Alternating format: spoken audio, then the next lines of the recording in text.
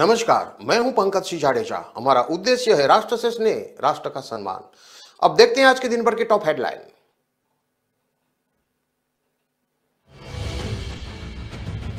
बारह साल की नाबालिग से गैंगरेप, लावारिस हालत में मिली। रोडवेज कंडक्टर समेत 7 आरोपी 5 दिन तक साथ लेकर घूमते रहे।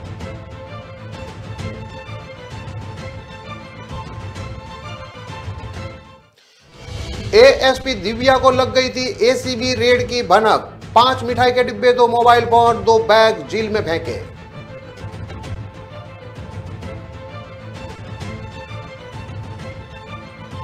पीजी कॉलेज में छात्र संघ ऑफिस का उद्घाटन। भीड़ की कॉलेज में एंट्री रोकने पर हंगामा, पुलिस ने खदेड़ा।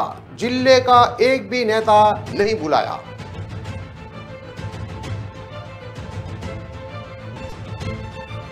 किसान उतरे सड़कों पर, तहसील के बाद जिला मुख्यालयों पर प्रदर्शन। बिजली कटौती से परेशानी, डिस्कॉम अधिकारियों को भी चेताया।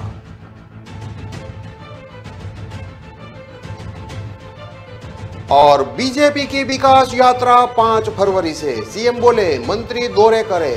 गृह मंत्री ने कहा मध्य प्रदेश में एक रंग के हो गए एमपी आवास।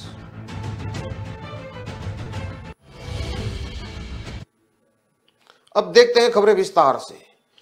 प्रदेश में बच्चियों के साथ दरिंदगी की घटनाएं बढ़ती जा रही है। ताजा मामला उदयपुर और राजसमंद का सामने आया है। यहां 12 साल की मासूम से 7 आरोपी 5 दिन तक लगातार गैंग रेप करते रहे। बच्ची उदयपुर में 10 जनवरी को लावारिस हालत में मिली। पुलिस ने जब पूछताछ की तो हैरान कर देने वाला खुलासा हुआ। उधर पुलिस ने मंगलवार देर शाम 7 आरोपियों को गिरफ्तार करके पूछताछ शुरू कर दी है। आरोपियों में एक रोडवेज बस का कंडक्टर और ऑटो ड्राइवर भी शामिल है। राजसमंद एएसपी शिवलाल बैरवा ने बताया कि पीड़िता के पिता ने कैलवाड़ा थाने में 5 जनवरी को रिपोर्ट दर्ज कराई थी। उन्होंने बताया कि 4 जनवरी को उसकी 12 साल की बेटी घर से निकली थी। इसके बाद वो घर नहीं लौटी। इधर पुलिस ने तलाश शुरू की तो 10 जनवरी को बच्ची उदयपुर में लावारिस हालत में मिली। जब बयान लिए तो बच्ची ने बताया कि उसके साथ गैंग रेप हुआ है। पीड़िता ने बताया कि 4 जनवरी को वह अपने एक परिचित से मिलने के लिए उदयपुर पहुंची थी। यहां एक ऑटो ड्राइवर उसे फुसलाकर धर्मशाला में ले गया, जहां उसके साथ रेप किया। 2 दिन तक अलग अलग व्यक्ति उसके साथ रेप करते रहे। जब वह धर्मशाला से बाहर निकली तो कुछ आरोपी उसे लेकर मावली चले गए, वहां भी उसके साथ रेप किया। बच्ची के बयान के बाद पुलिस ने 7 में से 6 आरोपियों को गिरफ्तार किया है। वहीं एक आरोपी मालाराम को किडनैपिंग के मामले में गिरफ्तार किया है। गैंगरेप के सभी आरोपी उदयपुर के ही रहने वाले हैं। पुलिस ने इन आरोपियों के नामों का खुलासा अब तक नहीं किया है। डीसीपी बेनी प्रसाद ने बताया कि इस वारदात में आरोपियों ने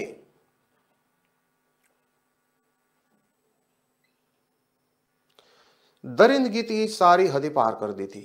दरिंदे बच्ची को मावली और उदयपुर के बीच लेकर घूमते रहे। 4 दिन तक नाबालिग को उदयपुर और एक दिन मावली में रखा। शाम को उसे उदयपुर बस स्टैंड से लेकर जाते और अगले दिन सुबह उसे दोबारा उदियापोल बस स्टैंड पर छोड़ देते थे। हालांकि अभी परिजनों के पर ही है। घटना के बाद पुलिस की कार्य पर सवाल लग गए हैं। इस दौरान उदयपुर के रोडवेज बस स्टैंड पर बेसुध हालत में घूमती रही। यहाँ पुलिस चौकी भी है। इसके बाद भी किसी की नजर उस पर नहीं पड़ी। इसके बाद 10 जनवरी की शाम को उदियापोल बस स्टैंड पर छोड़कर आरोपी फरार हो गए। इसके बाद मासूम उदियापोल पुलिस चौकी पहुंची, जहां से उसे उसके परिवार के पास भेज दिया गया। इसके बाद 11 जनवरी को मासूम फैमिली के साथ पुलिस स्टेशन पहुंची और पूरा घटनाक्रम बताया। पुलिस के अनुसार रेप के आरोप में एक रोडवेज कंडक्टर, ऑटो चालक और 4 अन्य उदयपुर उदियापोल बस स्टैंड पर दुकानों के संचालक है। ऑटो चालक के अलावा सभी आरोपी एक दूसरे को पहचानते हैं। एक आरोपी मालाराम केलवाड़ का ही है, उसे भी पुलिस ने गिरफ्तार किया है। अब तक कुल 7 आरोपी गिरफ्तार हो चुके हैं।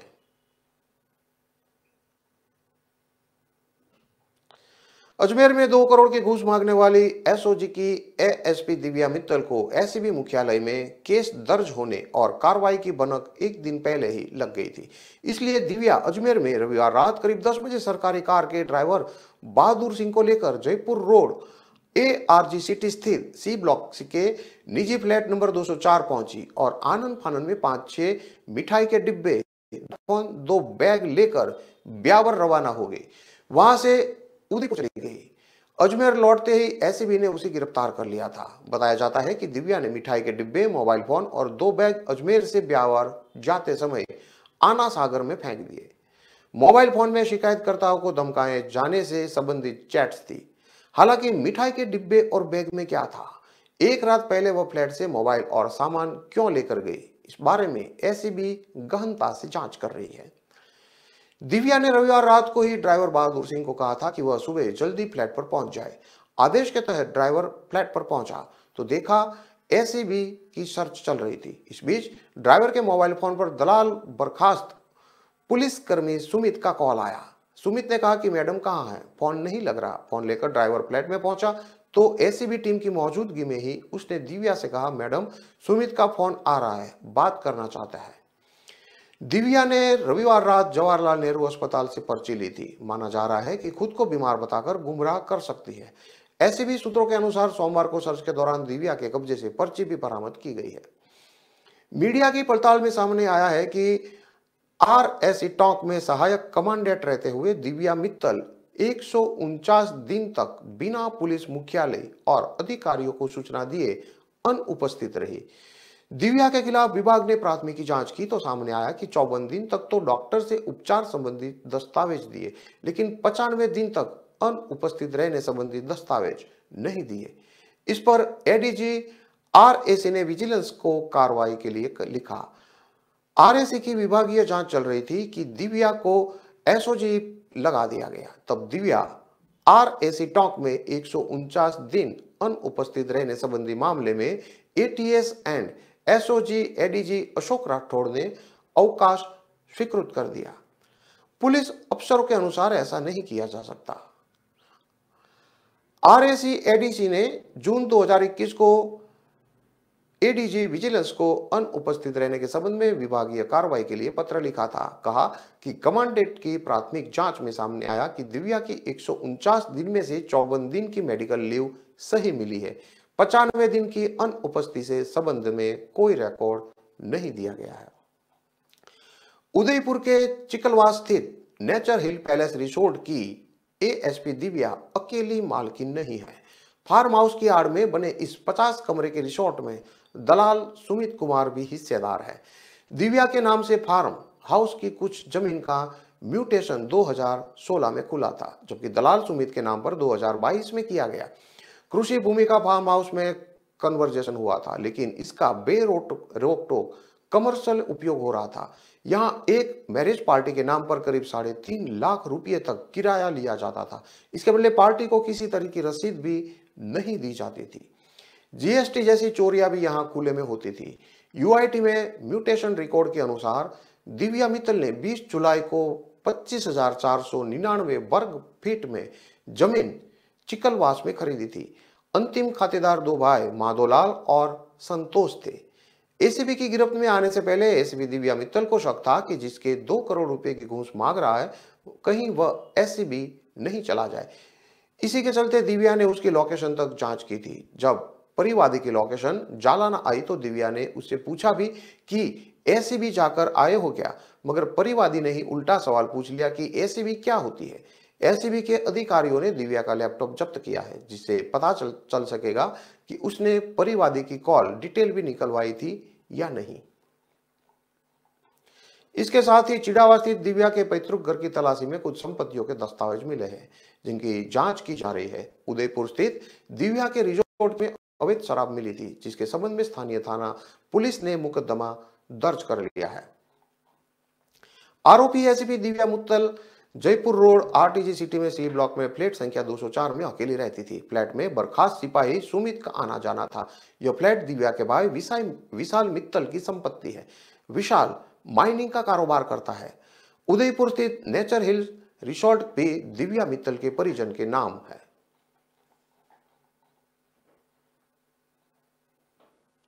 दौसा जिला मुख्यालय के स्वर्गीय पंडित Naval Kishore Sharma government PG college के छात्र संघ कार्यालय का उद्घाटन मंगलवार को हाई वोल्टेज ड्रामे के बीच हुआ।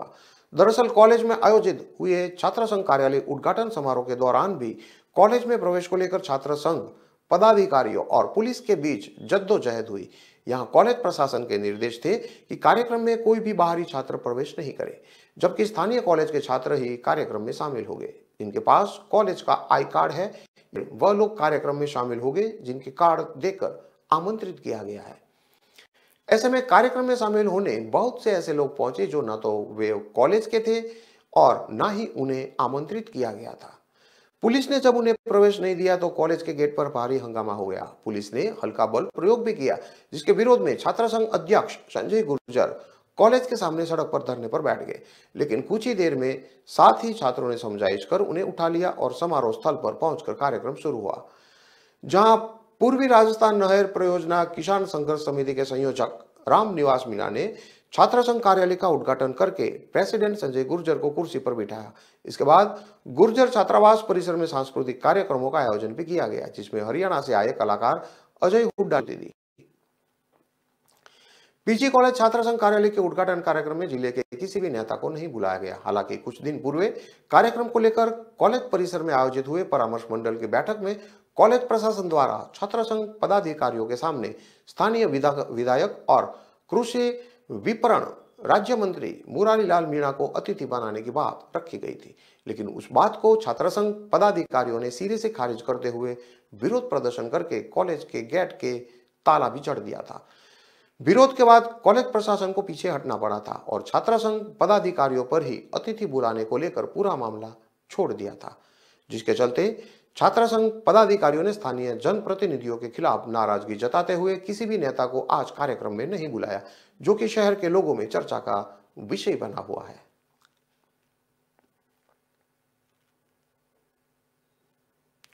भारतीय किसान संघ के प्रदेश व्यापी आंदोलन के आह्वान पर किसानों की विभिन्न समस्याओं के चलते प्रदेश भर में जिला मुख्यालयों पर धरना प्रदर्शन किया गया।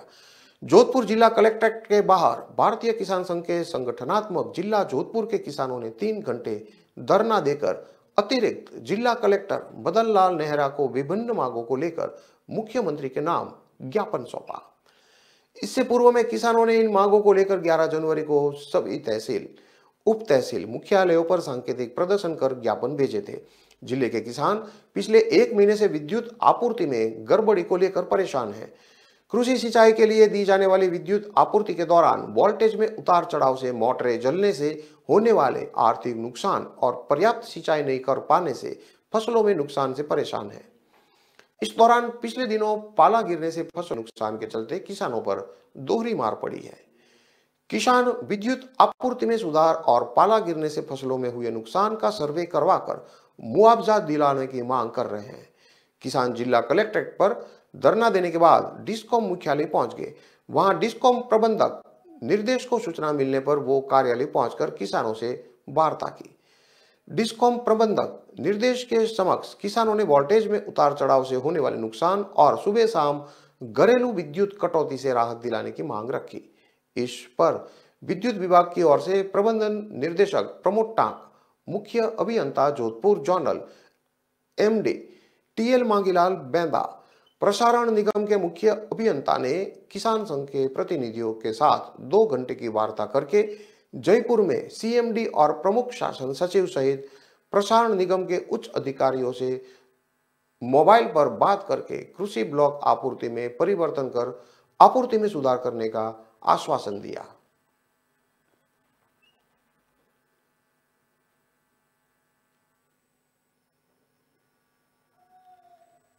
खबरों में लेते हैं अब एक छोटा सा विराम।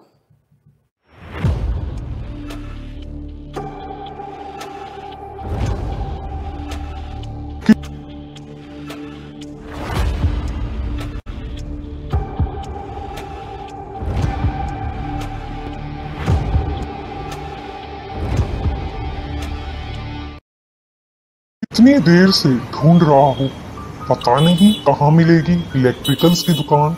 भैया, यहाँ नजदीक में कोई इलेक्ट्रिकल्स की दुकान है क्या? कब से ढूंढ रहा हूँ, परेशान हो गया हूँ। अरे परेशान क्यों होते हो? मोबाइल में www.locas.com पर सिर्फ सर्च करना है। मुझे लोकास बता रहा है अगले चौराहे से आगे जाकर इलेक्ट्रिकल्स की दुकान है। थैंक यू बेटा। अब इधर उधर मत घूमो, सिर्फ सर्च करो www.locas.com पर।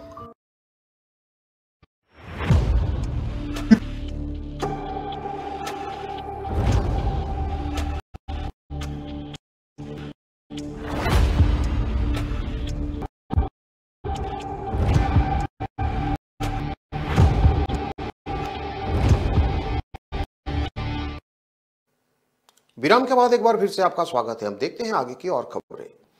मंगलवार को दिल्ली में बीजेपी की राष्ट्रीय कार्य समिति की बैठक हुई। इस बैठक से लौटते ही सीएम चुनाव की तैयारी में जुट गए। आज सीएम शिवराज ने सभी मंत्रियों की मीटिंग बुलाई। इस बैठक में 1 फरवरी से शुरू हो रही विकास यात्रा को लेकर चर्चा की गई। मुख्यमंत्री शिवराज सिंह चौहान ने मंत्रियों से कहा कि विकास यात्रा में अधिक से अधिक एरिया कवर हो। विकास यात्रा एक बार के दौरे मंत्री जरूर करें। विकास यात्रा हमारे काम को जनता के बीच ले जाने का काम है। विकास यात्रा और दौरे प्रभावी हो, ये हमारी प्राथमिकता है। कलेक्टर तैयारी कर ले। विकास यात्रा 5 फरवरी से अधिकतम 25 फरवरी तक चलेगी। गृह मंत्री नरोत्तम मिश्रा ने बैठक के बाद बताया कि प्रधानमंत्री आवास पूरे प्रदेश में एक रंग के होंगे। 1 फरवरी से 15 फरवरी तक प्रदेश भर में विकास यात्रा निकाली जाएगी। इस यात्रा में शिवराज सरकार और केंद्र की मोदी सरकार द्वारा चलाई गई योजनाओं का बखान किया जाएगा। इसके साथ ही 15 महीने की कमलनाथ सरकार के कार्यकाल में जिन योजनाओं पर ब्रेक लग गया था, उसके बारे में भी बीजेपी के नेता मुखर होकर जनता के बीच जानकारी देंगे। प्रदेश के गांवों से लेकर शहरी क्षेत्र के वार्डों में ये विकास यात्राएं निकाली जाएगी। इन यात्राओं में स्थानीय गणमान्य नागरिक, समाजसेवी संगठनों के प्रतिनिधि, स्थानीय सांसद, विधायक, वॉलंटियर और योजनाओं के लाभार्थियों को भी बुलाया जाएगा। हर विकास यात्रा को एक विशिष्ट नाम, कोड नंबर दिया जाएगा।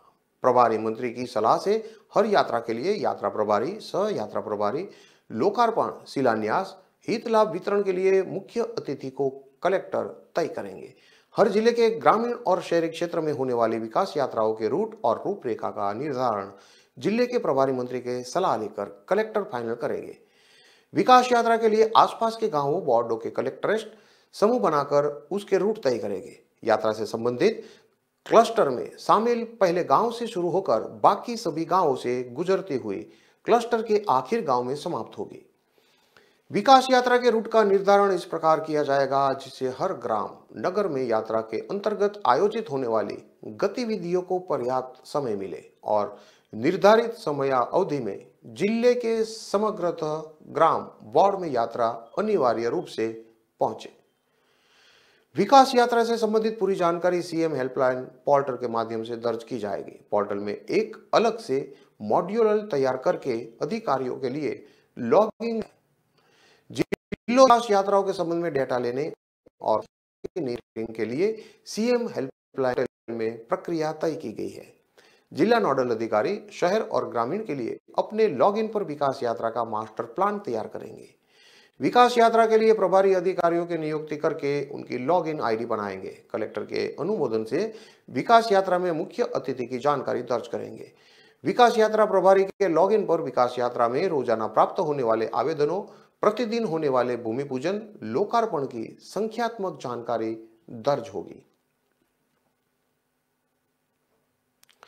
छिंदवाड़ा में ज्वेलरी शॉप के मालिक पर गोली चलाने वाले शख्स का कनेक्शन यूपी में लूट और मर्डर से भी निकला है। आरोपी ने वारदात के लिए जिस 9 mm कार्बाइन गन से फायरिंग की थी, वो उत्तर प्रदेश के मोहम्मदाबाद यानी कि गाजीपुर से विधायक शोएब मंसूरी उर्फे मन्नू के गनर की हत्या कर लूटी गई थी। शोएब यूपी के बाहुबली मुख्तार अंसारी का भतीजा है। बीते साल अक्टूबर में ट्रेन में शोएब के गनर की हत्या कर गन लूटी गई थी। आरोपी ने इस गन से छिंदवाड़ा में सोमवार को घटना की। शहर के छोटी बाजार सोहन ताम्रकार की दुर्गा श्री ज्वेलर्स नाम से शॉप है। वे सुबह 10 बजे शॉप पर थे तभी आरोपी आया और सीधा दुकान में घुस गया। उसने गन दिखाते हुए सोहन से कहा कि जेवर इस बैग में डाल दो। मना करने पर उसने फायरिंग कर दी। गोली ज्वेलर के पेट में लगी, वे घायल हो गए। भीड़ ने आरोपी को दबोच लिया। पुलिस को उसके पास से सेना का आईडी कार्ड मिला। नाम संदीप यादव बताया। सेना में वह लांस हवलदार है। मार्च 2022 से मूलतः छिंदवाड़ा के 4 गांव का रहने वाला है। गन लूट की वारदात अक्टूबर 2022 में हुई थी। यूपी के समाजवादी पार्टी के विधायक शोएब अंसारी का गनर श्रमजीवी एक्सप्रेस ट्रेन से सफर कर रहा था। शाम करीब 6:20 पर ट्रेन के सुल्तानपुर स्टेशन पर पहुंचने से पहले गनर के पेट में चाकू घोंप दिया गया। फिर 9 mm कार्बाइन गन लूट ली गई थी। एसपी विनायक वर्मा ने बताया कि आरोपी से जब हमने गन को लेकर पूछताछ की तो उसने बताया कि ये लूटी हुई है। उत्तर प्रदेश में वाराणसी से लखनऊ के बीच यात्रा करते वक्त ट्रेन में उसने चाकूबाजी करके गनर से गन लूटी थी। इस पर हमने यूपी पुलिस से संपर्क किया। गन बट नंबर से मैच हो रही है, जांच की जा रही है।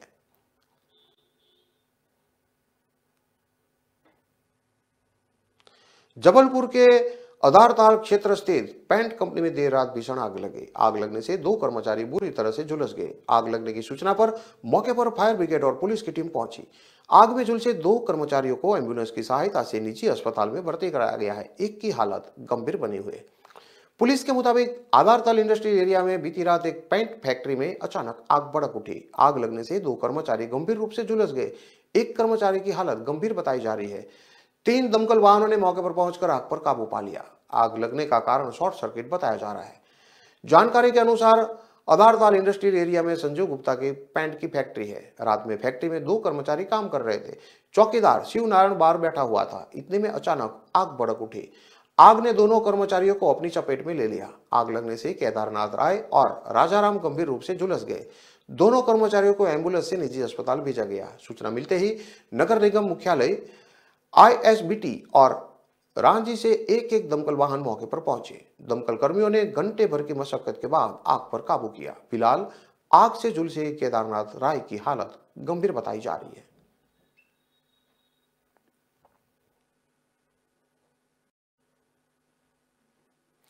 आईटीबीपी के एक कांस्टेबल पर उसकी पत्नी ने रेप और अननेचुरल सेक्स का आरोप लगाया है। 24 साल की युवती का आरोप है कि सेना में जाने की तैयारी करने के दौरान जवान ने शादी का झांसा देकर उससे संबंध बनाए। इसके बाद पुलिस कार्रवाई के डर से शादी की और फिर उसे छोड़ दिया।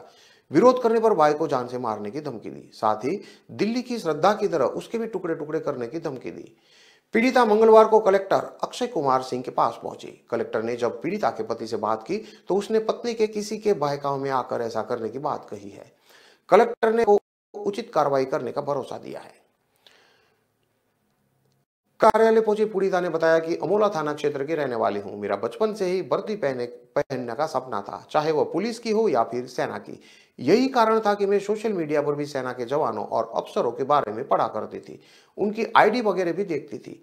अक्टूबर 2021 में सोशल मीडिया पर मेरी दोस्ती एक फौजी से हुई। उसके बारे में सोशल मीडिया पर सर्च किया तो पता चला कि वह सेना का जवान है। हमारी बात मैसेंजर से शुरू हुई। बातचीत में उसने बताया कि वह मेरे ही समाज का है और शिवपुरी जिले के पिछोर के पास का एक गांव का रहने वाला है। युवती ने आगे कहा कि उसने अपने बारे में बताया कि वह आईटीबीपी यानी कि इंडो तिब्बत बॉर्डर पुलिस का जवान है और अभी उसकी ट्रेनिंग करेरा आईटीबीपी में चल रही है। इसके बाद हमारे मिलने का सिलसिला शुरू हो गया। हमारी प्यार में बदल गई। एक दिन उसने मुझे बताया कि वह मुझसे शादी करना चाहता है। हालांकि उसने यह भी कहा कि अभी मेरी ट्रेनिंग चल रही है, मार्च 2022 में इसके पूरी होने के बाद ही शादी कर पाऊंगा। मैं उसकी बातों में आ गई। उसने शादी का झांसा देकर कई बार शारीरिक संबंध बनाए। उसने मेरे साथ अननेचुरल सेक्स भी किया। मैं मना करती तो वह मुझसे विवाद करने लगता था। उससे शादी करने के मैं उसकी बात किया करती थी। इसी दौरान उसने चुपके से मेरे फोटो और वीडियो भी बना लिए थे। पीड़िता ने आप अपनी शिकायत में आगे बताया कि इस दौरान मैं प्रेग्नेंट भी हो गई। इस पर मैंने उससे शादी करने को कहा। उसने ट्रेनिंग पूरी होने के बाद दोहराते हुए मेरी बात को टाल दिया। इसके बाद उसने मुझे एक टैबलेट देकर उसे खाने को कहा, जिससे गर्भपात हो गया। 12 मार्च को ट्रेनिंग पूरी होने के बाद वह पहली पोस्टिंग उसकी अप्रैल 2022 में उत्तराखंड के देहरादून में हो गई। जब मैंने शादी के लिए उस पर दबाव बनाया तो उसने कहा कि मेरा परिवार शादी के लिए तैयार नहीं है, तुम कहीं और शादी कर लो। मैंने विरोध किया तो बोला कि मेरे पास तुम्हारे अश्लील फोटो और वीडियो है। आगे से शादी की बात कही तो फोटो और वीडियो सोशल मीडिया पर वायरल कर दूंगा। उसने मेरे भाई को अगवा कर उसे और मुझे जान से मारने की धमकी भी दी। मामला थाने पहुंचा तो फौजी ने शादी करने के लिए हामी भर दी। 17 अक्टूबर 2022 को हमने ग्वालियर पहुंचे और यहां आर्य समाज मंदिर में शादी कर ली। 21 अक्टूबर को नगर निगम ग्वालियर में विवाह पंजीकृत भी हो गया। इसके बाद फौजी ने कहा कि दीपावली के बाद पारिवारिक रूप से शादी कर लूंगा। इसके बाद वह ड्यूटी पर लौट गया, जिसके बाद उसने बातचीत करना ही बंद कर दिया। हालांकि जब मैंने विरोध किया तो फौजी और उसके परिवार वालों ने उसे घर पर रखने से मना कर दिया। उन्होंने केवल पुलिस केस से बचने के लिए ही मुझे शादी की थी। फौजी के जीजा ने मुझे धमकाया कि दिल्ली की श्रद्धा की तरह तेरे टुकड़े टुकड़े कर दूंगा। पीड़िता की आपबीती सुनने के बाद शिवपुरी कलेक्टर अक्षय कुमार ने आईटीबीपी में पदस्थ कांस्टेबल से फोन पर बात की। पीड़िता के पति ने कहा कि वह मैं है, हिंदू रीति रिवाज से मैंने आर्य समाज मंदिर में शादी भी की है।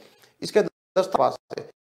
मेरी पत्नी को किसी ने बहका कर ऐसा बात कहने पर उकसाया है। वह पैसों की मांग भी करने लगी है। हालांकि इस बातचीत के बाद कलेक्टर ने युवती की शिकायत एसपी ऑफिस फॉरवर्ड करके उचित कार्रवाई का आश्वासन दिया।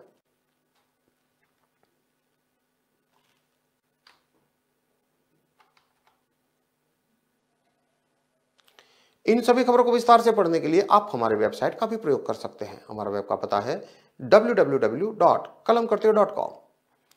हमारी कलम ही हमारा कर्तव्य के उद्देश्य के साथ खबरों को आप राष्ट्र प्रथम के साथ देखते रहिए। नमस्कार।